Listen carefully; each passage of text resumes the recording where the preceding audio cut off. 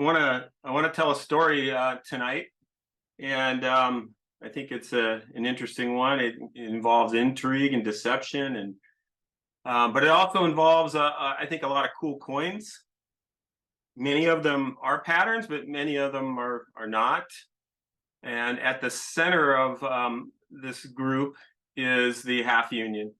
And so for those who are not familiar with the half union, I'm going to give a little bit of a introduction here. They're also known as the quintuple eagle, but not very smooth coming off the tongue. So yeah, half union sounds much better. And the story specifically is about its contentious origin and its enigmatic journey. So I'll start by telling you a little bit about them. I call them half sisters. There's two of them. Both of them are unique, and they were designed by William Barber at the Mint, and they are very similar in design. At least the obverse is very similar to J.B. Longacre's Double Eagle, and that's up there to the right. A little bit of differences in the hair here and there, and one of them has a larger head than the other. There's also differences in the coronet. The reverse, on the other hand, is pretty much identical to the Double Eagle. There's a little bit of difference here and there, but basically the same thing.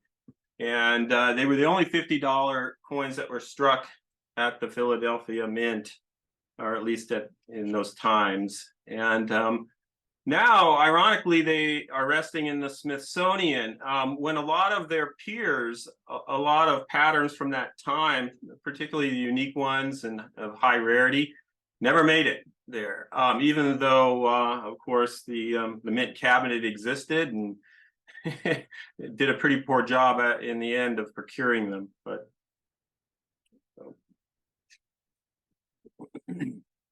so they were conceived during the bedlam of the California gold rush, and that was in the mid 1800s, late 1840s to 1860. And at that time, because of the discovery of gold, roughly 300,000 49ers descended on the state, caused an unprecedented strain on the mediums of exchange at that time. Most of them were small denomination coinages and primarily the Mexican silver coins. A little bit about the demographics of the state at that time that people may not be aware of. And they're in stark contrast to what you might have expected. At that time, the state was primarily overrun with Indians. 150,000 was the estimated population of Indians, and everybody else paled. So literally 6,500 Mexicans and about 700 Americans were all that were here in the late 1840s, 1847 or so. San Francisco in March of 1848 had a population of 812, not very many.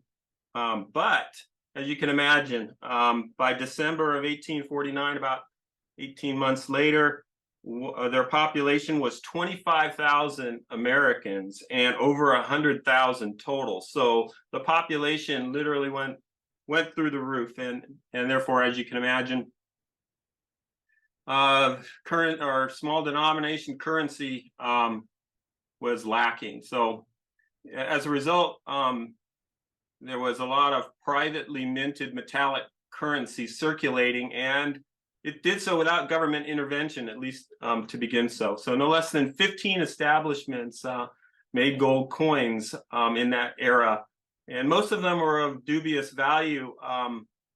They obviously had no assayer behind them, and a lot of them were not up to snuff in gold content. And that was until the State Assay Office opened in June of 1850, and Frederick Kohler was appointed assayer. So by 1851, with this development, most of those private coining operations had failed, had ended, put out of business because nobody trusted them. And as a testament to that, on this first day of opening, roughly 5,000 ounces of gold dust was deposited, and That's a very large amount. Gold at that time was fixed at $20.67 an ounce. That was from 1837 to 1933. And therefore, that first day, roughly $100,000 worth of gold was deposited, which is about $10 million in today's numbers. And given the population of the state at that time was less than a tenth of what it is now, that's a huge amount of money. So in the lower left corner there was the announcement in the Sacramento Transcript of the opening of the state assayer's office.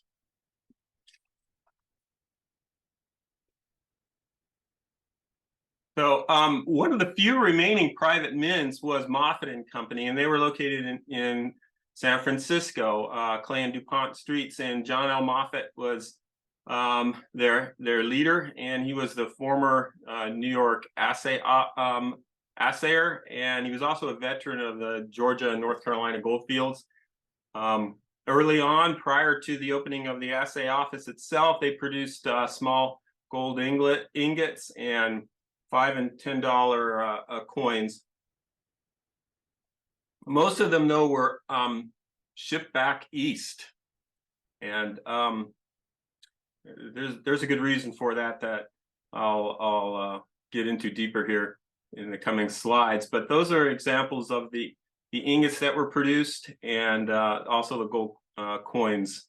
You'll notice that in Liberty's coronet it says Moffett and Company rather than Liberty, and the back of the $10 eagle there is California Gold rather than United States of America. So in 1850, the state awarded an assay contract, and that is noticed there in the bottom left. It was a notice that was published in Alta, California on January 22nd.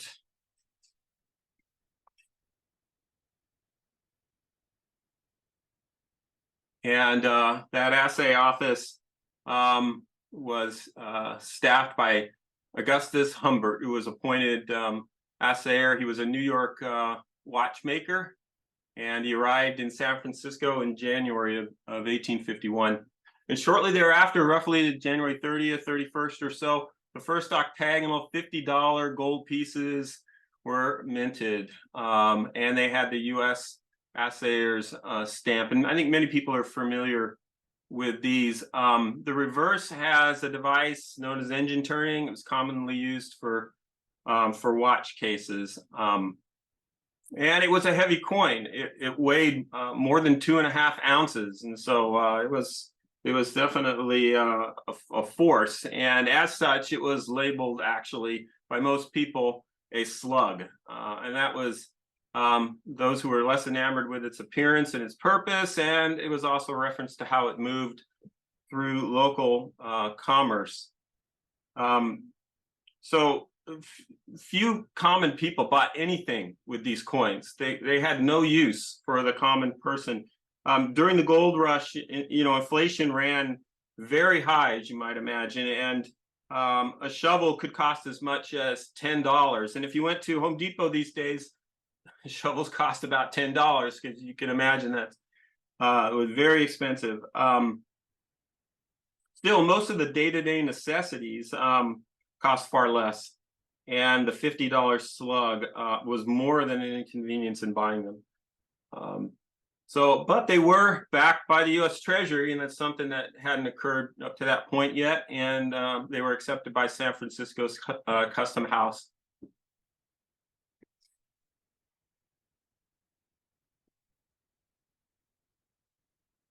So businessmen then were now obliged to accept them, and at advanced exchange rates, which increased the price of gold dust. You can imagine that without real good knowledge of the content of gold, that those businessmen and banks charged a fee when they were exchanging coinage, and that fee depended on how trustworthy the source was. And in this case, now they were dealing with the assayer's office, so that reduced their exchange rate and increased the price of gold dust. And it nearly eliminated private issued gold coins. while U.S. coins were hoarded. And you might imagine that being anything of great scarcity will end up getting hoarded under those circumstances. I got a story from just recently when Hurricane Hillary descended on us. On Saturday, the media was proclaiming that we were going to get washed into the ocean. And so I stayed away from the stores. But on Monday, I went down and I was talking to one of the checkers there, and she was frazzled and said that the lines were out the door and they had every register opened and there was no water left on the shelves. And it sounded kind of ridiculous in the aftermath of things, which weren't that severe. But you can imagine that people reacted in the same way. In early California, they hoarded U.S. coins, which were in very, very short supply. So in April of 1851, Moffett and Company, based upon this crisis, sent a letter to the Treasury Secretary, basically declaring that the day of profit on shipment of gold dust is nearly past, and ere long the miner will produce, or the producer, will obtain full value for his gold, while a merchant will have to rely on his profits on his goods, and the banker on his exchange, and not upon the remittance of gold dust. So you can imagine the miners were being taken advantage of pretty severely here for the first couple of years. But the letter also identified the government's pecuniary interest, and that was that large denomination ingots such as this will be in demand only when they are required for shipment, which is believed to be the case very quickly here. The purpose of this letter was actually to obtain authorization to issue small denomination coinage, but they sort of shot themselves in the foot, since government officials and special interests were more interested in the large denomination slugs.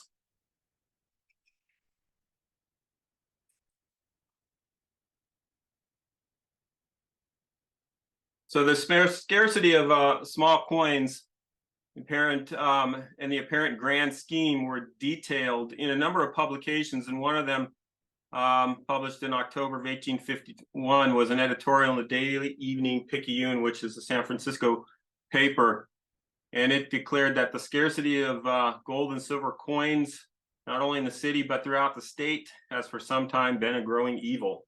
The suspension of small gold coinage by Moffett and Company, the scarcity has been pressing more and more upon the community, as the great proportion of our current gold coin of the $5 and $10 denomination came from their mint.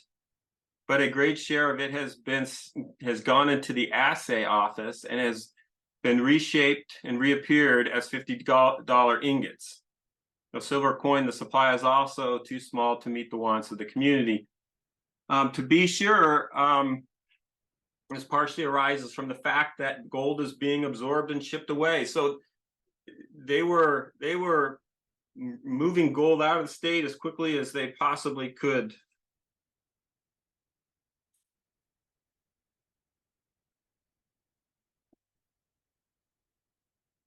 The authority for small coinage was purposely withheld and delayed by Congress, presumably during debate over the establishment of a mint in San Francisco.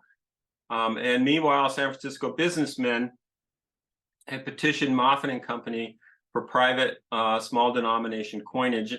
And in January of 1852, they obliged by producing $300,000 of unauthorized $10 gold pieces. So they were kind of hanging their reputation out there on the line.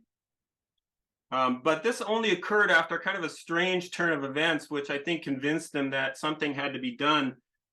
In the middle of January, a letter from the Treasury actually had arrived and authorized that small denomination coinage. So they geared up to produce that coinage, only to find that the next day another letter arrived rescinding that authorization. So frustrated, I think they acquiesced to businessmen, and they produced the unauthorized coinage. And in February of 1852, and under severe pressure, then the Treasury finally gives permission to strike $10 and $20 coinage.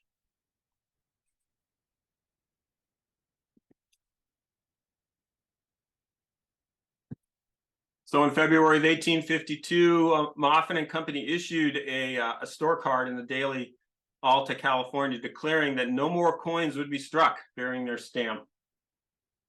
And at the bank, a fee would be charged normally to exchange the $50 slugs, as I mentioned earlier, if the small coinage was even available. But the bankers in the East considered these slugs better than American gold to ship to London and Paris. And so they purchased them at par, which at par means they weren't asking for an exchange rate. They purchased them for $50 and shipped them off. The $50 gold coinage had only two purposes, and that was the movement of large sums of money and to make the counting of that money easier. So that general notice appears there at the right as it was published in the Daily Alta, California, and it indicates that California was being plundered at that time. So as an example, roughly $136 million in gold was exported from California from 1851 to 1853, and that's the equivalent of more than $14 billion in today's numbers. At the time, the population of California was less than a tenth of what it is today. So the U.S. government's half measures were maintaining the status quo of special interests and delayed the establishment of a branch mint in San Francisco. So it's ironic that they were fomenting inflation by making small denominations scarce and fighting inflation necessarily by shipping away vast sums of money. And that, ironically, is kind of similar. It's a similar tactic to what's being used today by the Fed, who's printing large sums of money, but at the same time making that money very expensive to borrow with high interest rates. So, history repeats itself.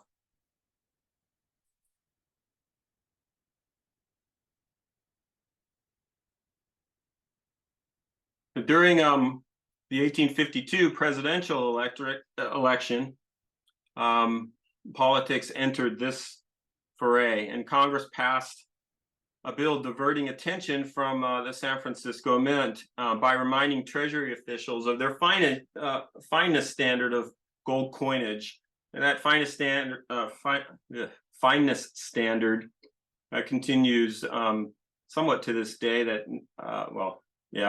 it continued until gold coinage was no longer struck, and that fineness was 90% or 900,000. And they also renewed the assay office for another year, so delaying the implementation of a San Francisco branch mint. The Treasury also instructed the San Francisco Customs House to reject coinage earlier struck by the assay office, since its fineness was below 9,000. That little picture snippet above is of one of those octagonal slugs, and each one of them listed its fineness, and this one happened to be 887 thousandths, which was 13 thousandths short. So once again, local commerce was sent into chaos. On October 14th of 1852, the Daily Union newspaper, which is San Francisco, quipped that when California asked for a mint, instead it was given a slug machine.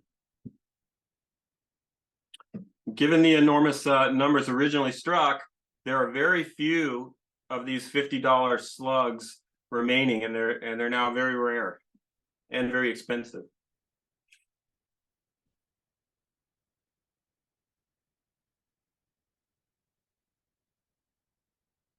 So December 14th of 1853, and the U.S. Assay Office in San Francisco is finally closed. And its building is then expanded, and it's furnished with machinery.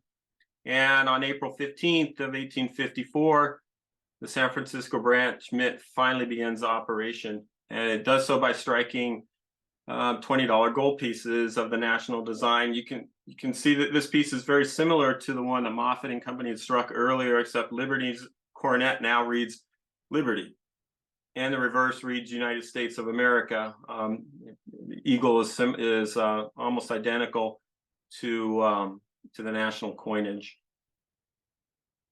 So, but the mint's opening did not immediately quell special interests or nor solve the congestion in the flow of metallic currency.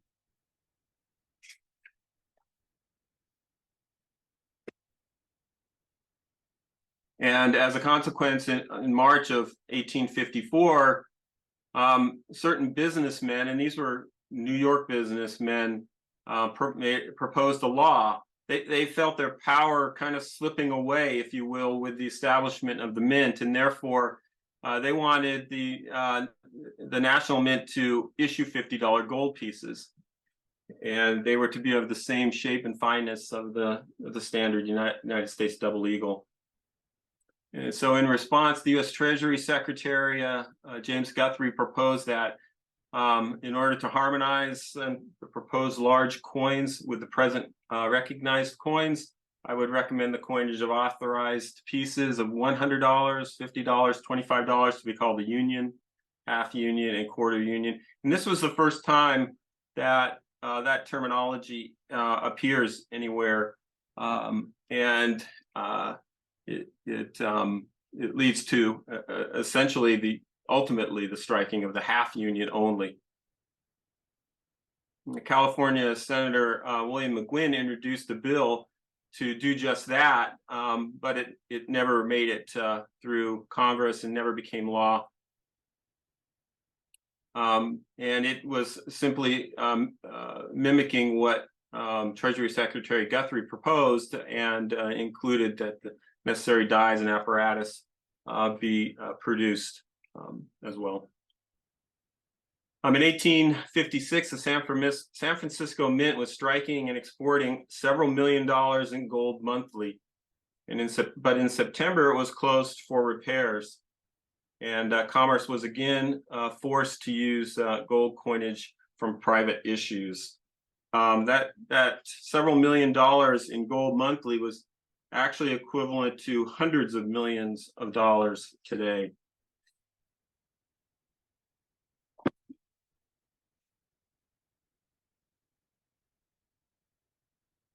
So what happens from that point forward? Well, over the course of time, the gold rush subsides and commerce stabilizes, and inflation does as well, and other businesses sprout up, agriculture and so forth expand in the state, and things settle down. And then in 1877, this is after things have quieted, the half unions were finally designed and their dies cut by William Barber. And that was 23 years after they were first proposed, and well after the need for a large denomination gold coin had passed. They were made to be, though, as you might imagine, exactly what they became, and that is enigmatic collector's pieces. This is because at the mint, need had been replaced by a desire and profit. And they came in the form initially of the clandestine striking and restriking of mint-made musings or coins. And from the 1850s to 1885, these enigmatic pieces and patterns were made by mint personnel for three reasons. For trade, many of them had their own pet projects, such as Washingtonian tokens and so forth, or for sale to collectors, or for their personal collections. During that time, 1,524 patterns were struck, and that is of the total of 1,643 known eventually to Adams and Wooden, who wrote the book on the subject in 1913. And that's 93% of all patterns struck.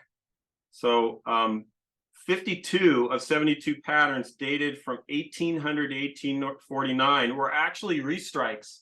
They weren't originally struck in the year in which they were created. And those actually were restruck between 1850 and 1875. So there was something obviously going on there at the mint.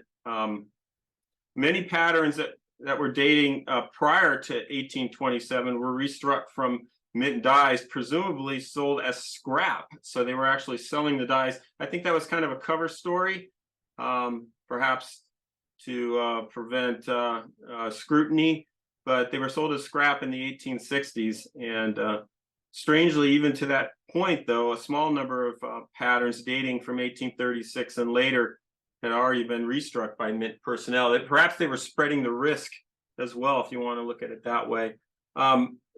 Restrikes are easy to recognize. In the lower left corner there is the 1827 over 3 cap bust quarter restrike. And you can tell it's such as on the rear, the rusty dies created a pitted surface. And that's typical of dies that had sat around for many, many years and then were used to restrike coins. When the personnel at the mint finally figured out that they could make a buck outside the mint on their own, this is what they initially turned to. The coin on the right is the 1884 trade dollar. Of course, the trade dollar was not issued past 1883, and for many years, people did not know that these existed. They also have a sister in the 1885 trade dollar. About 10 of each were struck and did not come to light until 1905, 20 years after they were struck. So one other interesting occurrence during this time, in 1869, Colonel Archibald Loudon Snowden, then the chief coiner at the mint, presided over the presumed destruction of most dies and hubs at the mint. And this was in the midst of the 1804 dollar and pattern restrike scandal. So people started to catch on to what was going on at the mint and felt they were being taken advantage of. These were both collectors and dealers and numismatists of the time. The die destruction at that time was intended to restore the mint's or trust in the mint's products. And it was from that time forward that many patterns were sold openly in the mint after that. And restrikes were not commonly made after 1869. But many, while they were sold out of the mint, many were not sold out of the mint. Many remained hidden.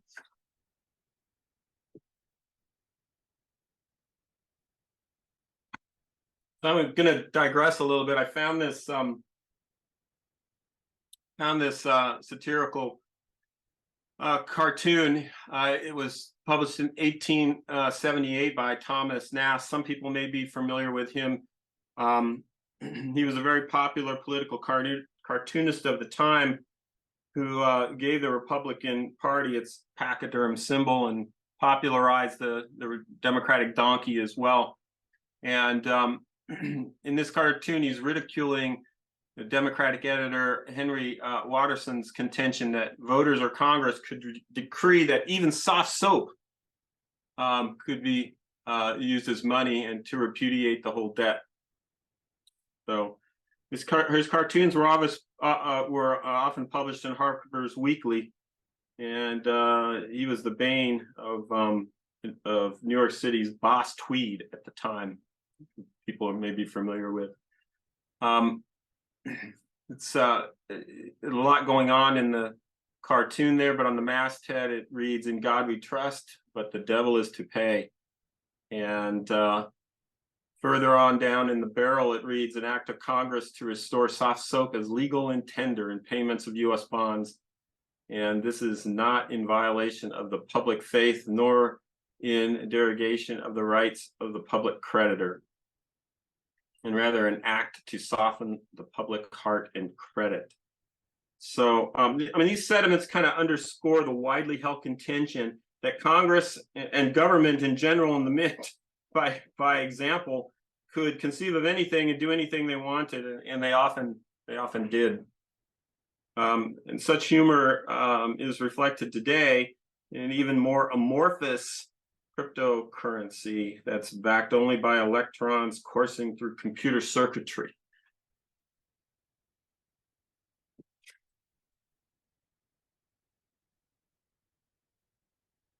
So meanwhile, back at the mint and at the center of its midnight minters ring were two prominent individuals of the time. The first was Henry R. Linderman, who was mint director in the late 1860s and mid 1870s. And he kind of allowed those people below him, in particular Colonel Archibald L. Snowden, to essentially do what they wanted.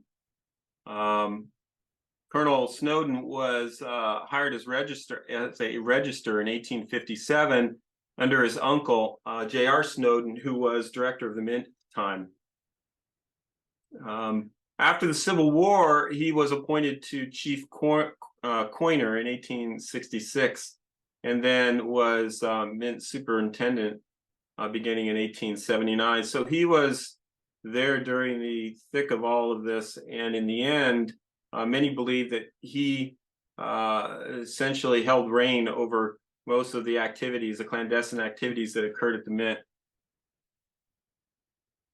In 1885, the gold half unions appeared on the list of pattern pieces that had been struck at the mint, although they were unknown in the mint cabinet.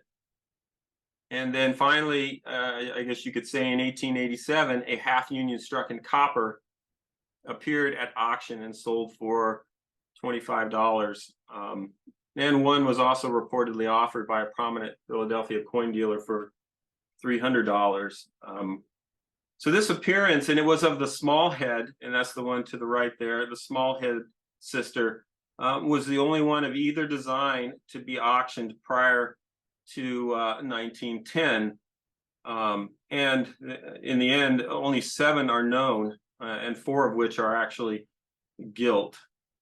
10 examples of the larger headed sister are known in copper, but the first of the large head sister wasn't auctioned till 1923.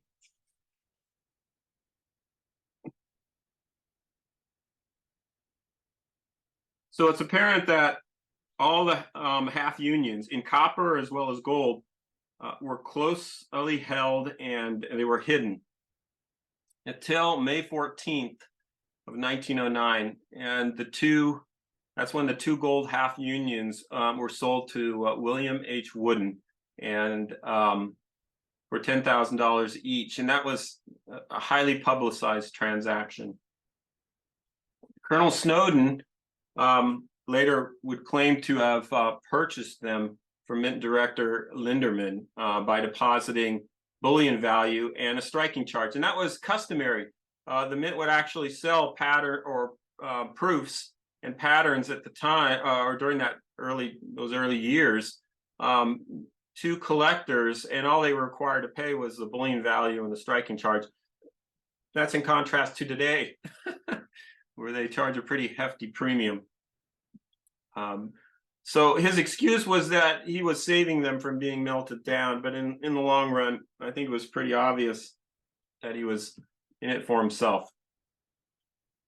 As I mentioned, this sale echoed through the national press, and some numismatic writers of the time claimed that there was a widespread outcry. But I did a pretty thorough search, and I found no follow-up articles in the national press. As a matter of fact, I found no editorials or letters to the editor on the subject. So it was pretty clear that the public, while they may have been interested on a Sunday afternoon reading the newspaper, their interest didn't extend beyond that. And in reality, protests more likely came from an insular numismatic community.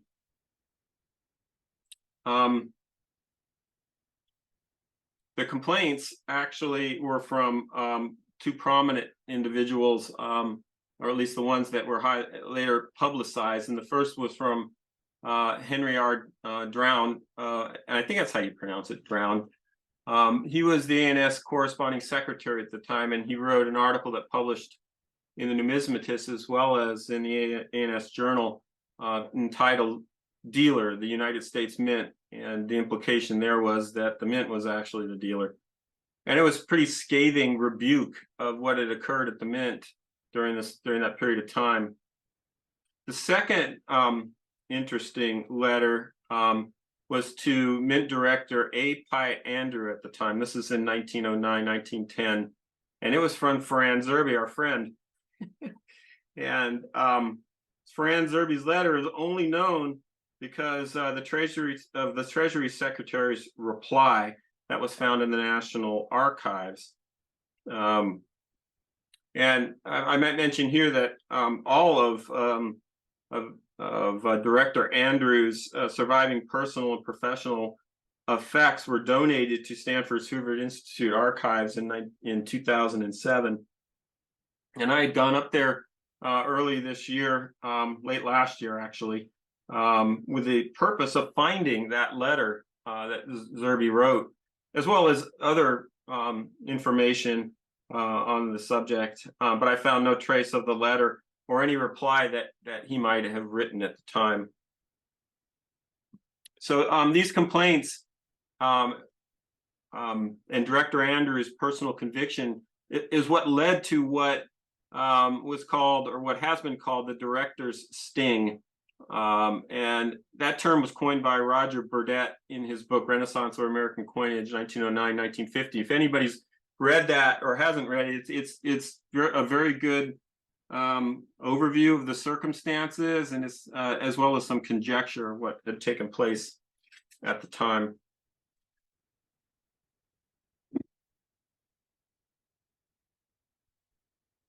In February of 1910, Director Andrews hatched his plan here, his what was called the director's sting, and he did so by seizing 24 pattern pieces from a guy named James H. Manning. And James H. Manning was the son of Daniel Manning, who was the Treasury Secretary in 1885, 1887.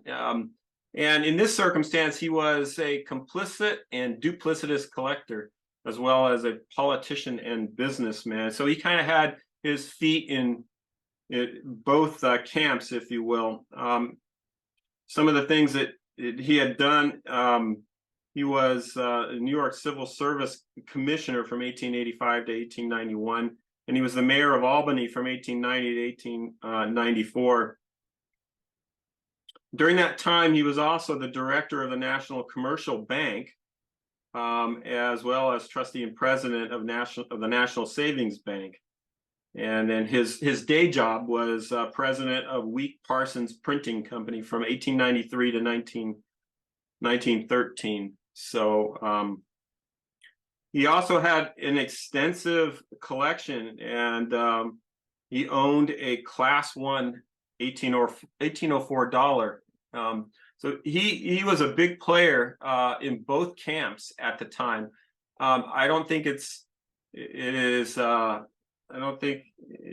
unbelievable that he was trying to play both sides, and in this case, he was flattering Director Andrew by facilitating the seizure. He's the one who requested the patterns from Hazeltine, who was the dealer at the time. So the seizure and the legal case essentially held the half unions and also the entire numismatic community in the balance.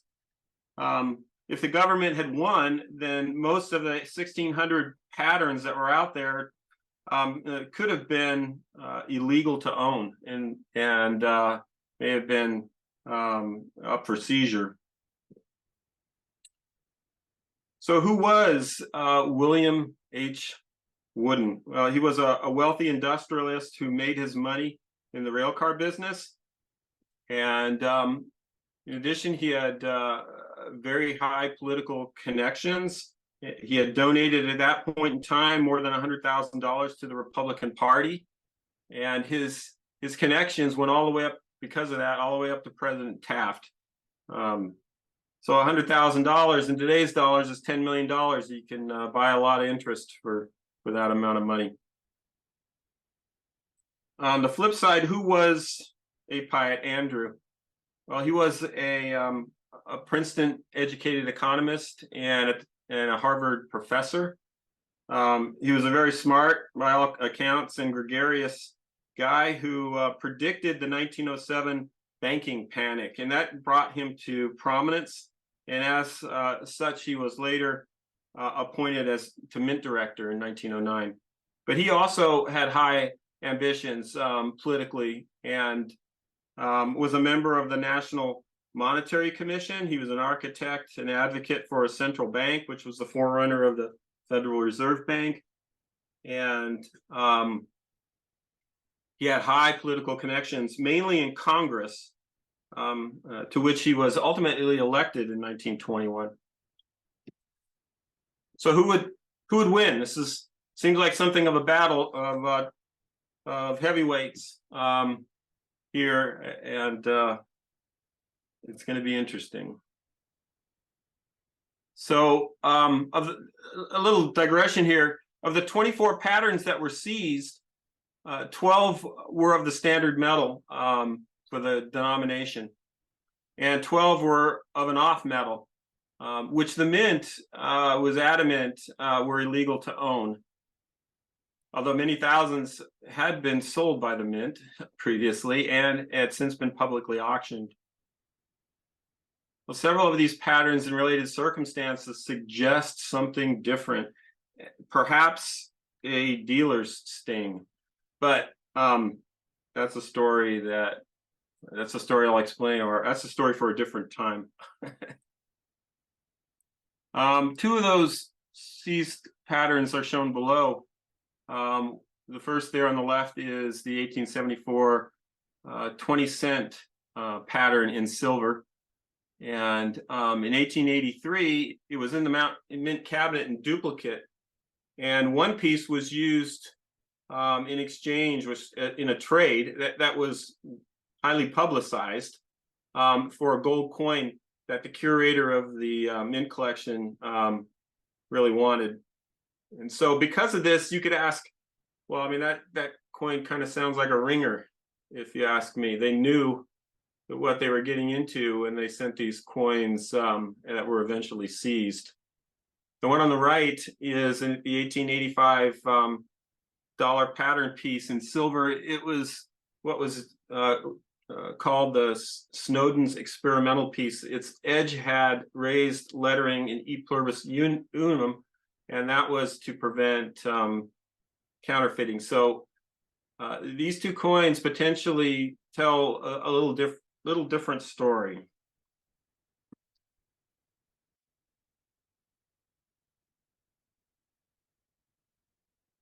So in April of 1910, recall that the coins were seized in February, so this is a couple of months later.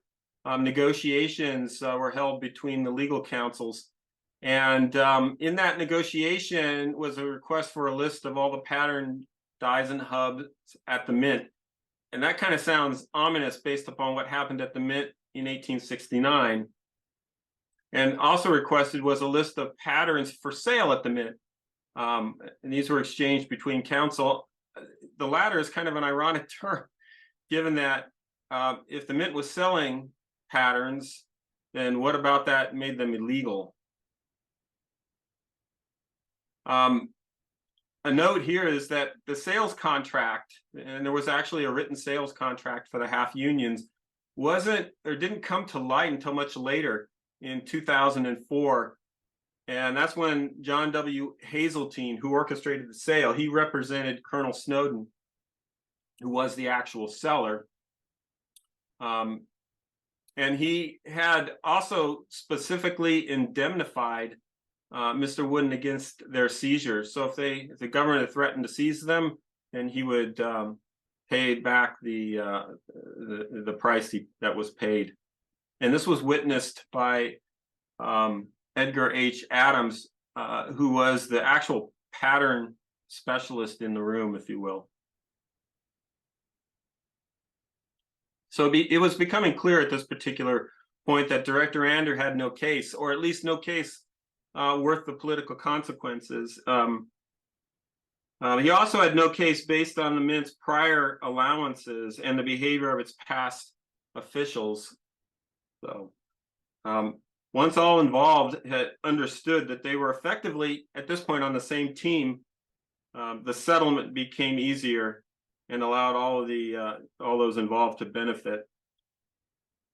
On May 23rd of 1910, Director Andrew consulted with pattern specialist Mr. Wooden, who accompanied him to the mint to lend expert numismatic authority to the destruction of all patterns and dies at the mint that weren't of the current coinage year. So, I mean, that ensured that no further related patterns would ever be struck again. It limited to what was already existing all of those pattern pieces. And the irony here is that Mr. Wooden was not a pattern specialist. It was actually Mr. Adams who was. And it was he who ended up writing the book. So, ironically, you could say that Adams or Andrew threw the book so that Adams could write it. In October of 1910, the half unions were returned to the mint. That's how they came to be in the Smithsonian ultimately. And they were entered into its inventory by Director Andrews with his signature. And who returned them actually is still unknown, whether it was Snowden or Hazeltine or more likely Wooden. And that's because of those involved, Mr. Wooden had the greatest vested financial interest. And if I had two coins that were worth $2 million today, I don't think I would hand them over to anybody if I was going to turn them in.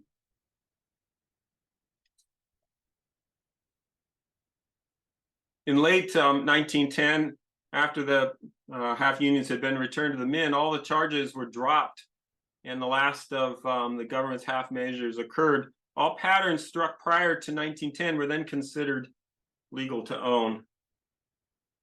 Mr. Wooden reportedly received 3 crates of rare and valuable pattern pieces. This could have been the Snowden collection, it could have been the mint remnants, or more than likely both. And there was an assurance that none would ever be restruck with the destruction of the dies. So their collective value would far exceed that of the half unions.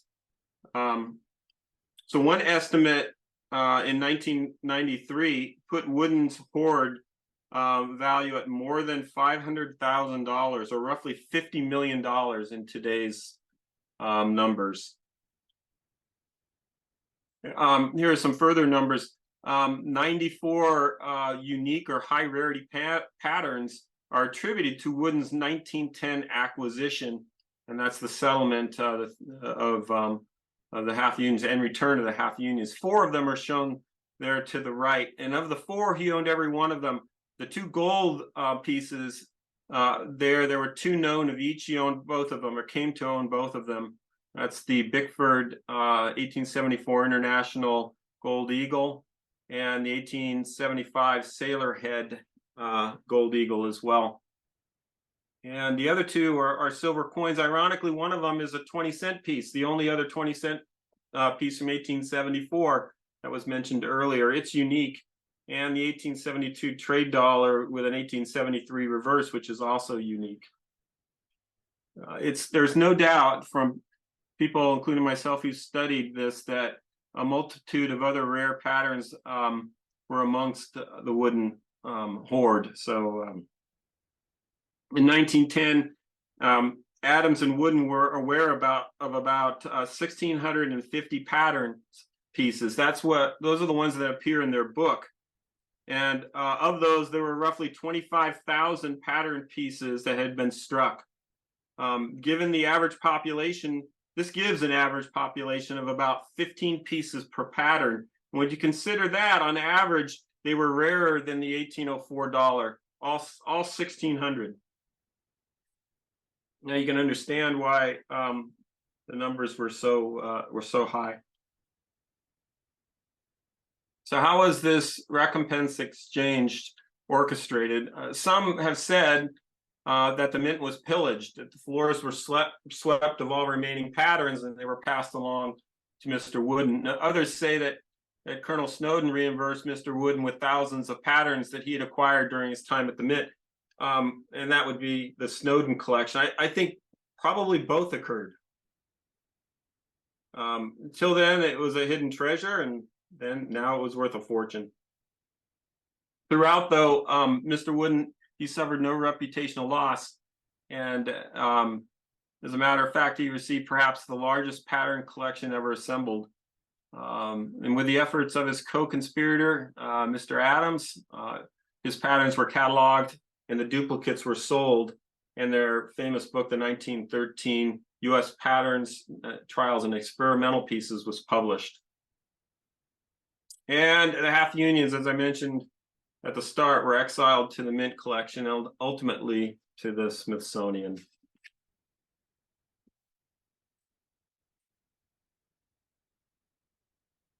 But, however, the chill at the Philadelphia Mint did not last long, as evidenced by the emergence of the infamous 1913 Liberty Nickels, which evidently were struck in the dead of night and spirited out just as many other ones had been to this point. But they were the first of other abject troves and curios. And that is my story for now.